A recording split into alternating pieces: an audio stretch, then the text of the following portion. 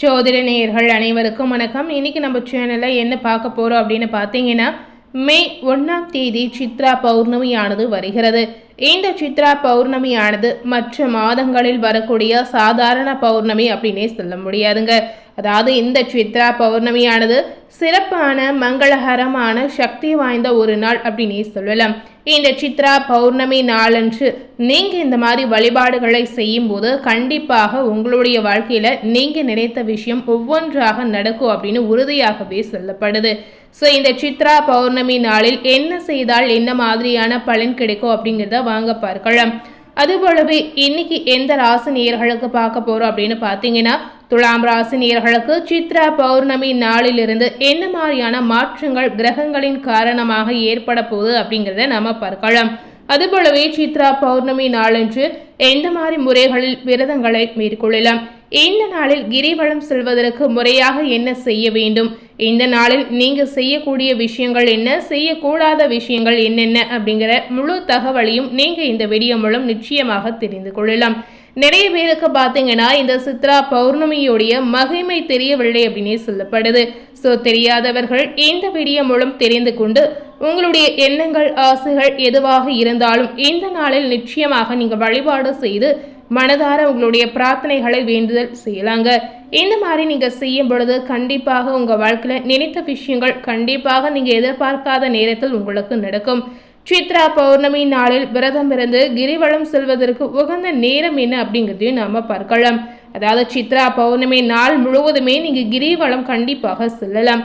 இந்த ஆண்டிற்கான சித்ரா பௌர்ணமியானது மே 1ஆம் தேதி அன்று வருகிறது. மிகவும் புனிதமான இந்த பண்டிகைகளில் ஒன்றான சித்ரா பௌர்ணமி மிகவும் விசேஷமாக கொண்டாடப்படக்கூடிய ஒரு சிறப்பான நாள் அப்படின்னே சொல்லப்படுது. இந்த சித்ரா பௌர்ணமி பெரும்பாலும் பார்த்தீங்கன்னா ராஜபுத்திர புராணங்களுடன் தொடர்புடையது அப்படின்னே சொல்லப்படுது. இந்த புராணத்தில் முக்கிய கடவுள் யாருன்னு பார்த்தீங்கன்னா சித்ரகுப்தரை சொல்றாங்க. சித்ரகுப்தரிடம் அனைவருடைய கர்மாக்கள் அடங்கிய விரிவான பதிவேடுகள் இருப்பதாகவே சொல்லப்படுது. அந்த பதிவுகளின்படி இறந்த பிறகு யார் எந்த சொர்க்கம் செல்ல வேண்டும், யார் நரகத்திற்கு செல்ல வேண்டும் என்பது தீர்மானிக்கப்படுவதாகவே சொல்லப்படுது. இதனால கடந்த காலத்தில் செய்த தவறுகளுக்கு நீங்க பரிகாரம் செய்து அவரிடம் மன்னிப்பு கேட்டு நன்மை செய்ய விரும்பக்கூடிய பக்தர்களுக்கு இந்த நாள் சிறப்பான ஒரு நாளாக இருக்கும். அதுபோலவே நன்மை பயக்கக்கூடிய அற்புதமான நாளாகவும் உங்களுக்கு அமையலாம்.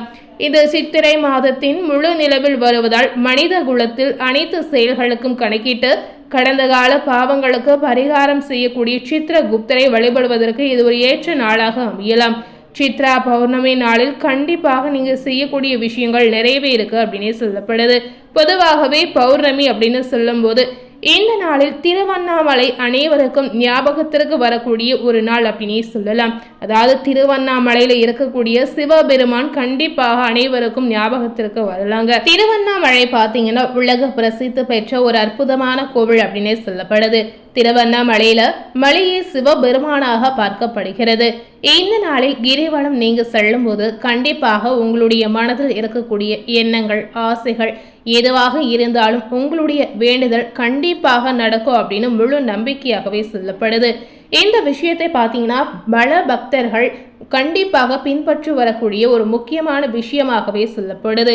இந்த கிரிவல பாதையில மாதந்தோறும் வரக்கூடிய பௌர்ணமி நாட்களில் லட்சக்கணக்கான பக்தர்கள் கிரிவலம் செல்கின்றனர்.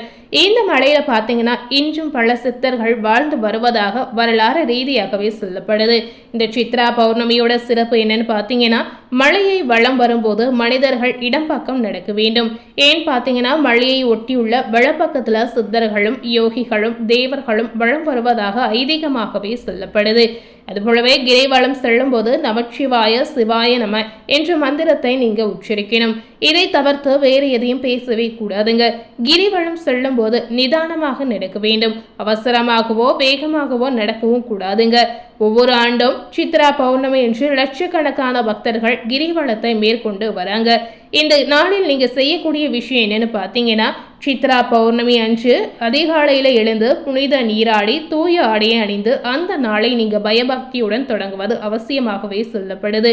இந்த நாளில் பிரார்த்தனை செய்து ஆசீர்வாதம் பெறுவது முக்கியமாகவே சொல்லப்படுது. இது உங்களுடைய வாழ்க்கைக்காக பிரார்த்தனை செய்வதற்கும் கடந்த கால செயல்களுக்கு மன்னிப்பு கேட்பதற்கும் ஒரு நாளாகவே சொல்லப்படுது.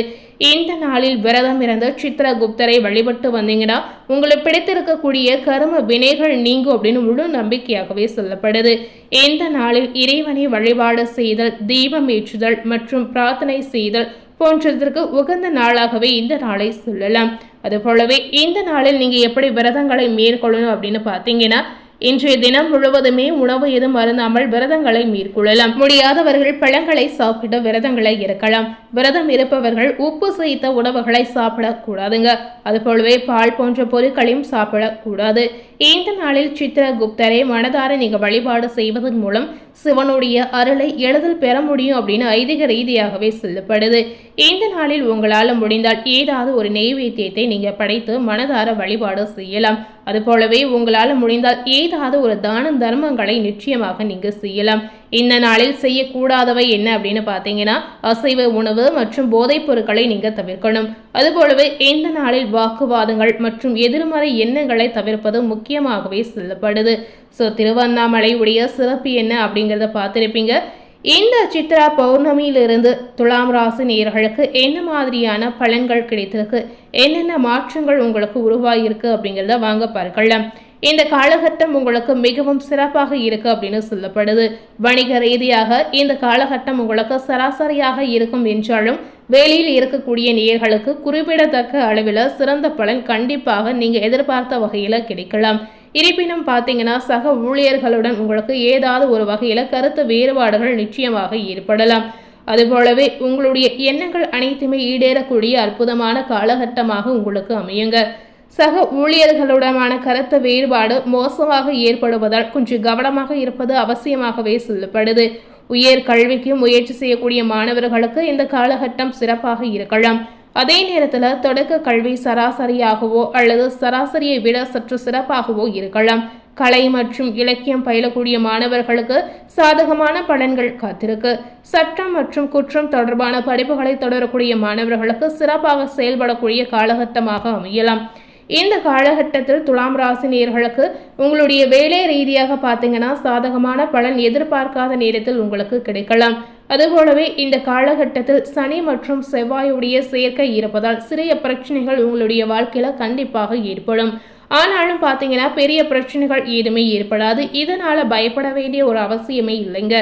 இந்த காலகட்டம் முழுமையாகவே துலாம் ராசினியர்களுக்கு குடும்ப வாழ்க்கையை நீங்க அனுபவிக்க முடியக்கூடிய ஒரு காலகட்டம் அப்படின்னு சொல்லப்படுது. காதல் செய்யக்கூடிய நேயர்களுக்கு காதல் வாழ்க்கை சிறப்பாக இருக்கலாம். நிச்சயதார்த்தம் அல்லது திருமணம் தொடர்பான விஷயங்களை முன்னோக்கி நகர்த்துவதற்கு இந்த காலகட்டம் உங்களுக்கு சாதகமாக இருக்க போகுது. இந்த மாதிரி முயற்சிகளை ஏதாவது செய்யணும் அப்படின்னு நினைத்தீங்கன்னா கண்டிப்பாக இந்த மாதிரி முயற்சிகளை இந்த காலகட்டங்களில் நீங்க செய்யலாம். சில சிரமங்கள் ஏற்பட்டாலும் நினைத்த விஷயங்கள் நல்லபடியாக நடக்கலாம். ஆனால் நீங்கள் செய்யக்கூடிய விஷயங்கள் கண்டிப்பாக உங்களுடைய மனதில் வைத்து கொண்டு நீங்கள் செய்யலாம். இந்த நேரத்தில் ஆடம்பர பொருட்களுக்கும் பணம் செலவிடக்கூடிய வாய்ப்புகள் இருக்கிறது.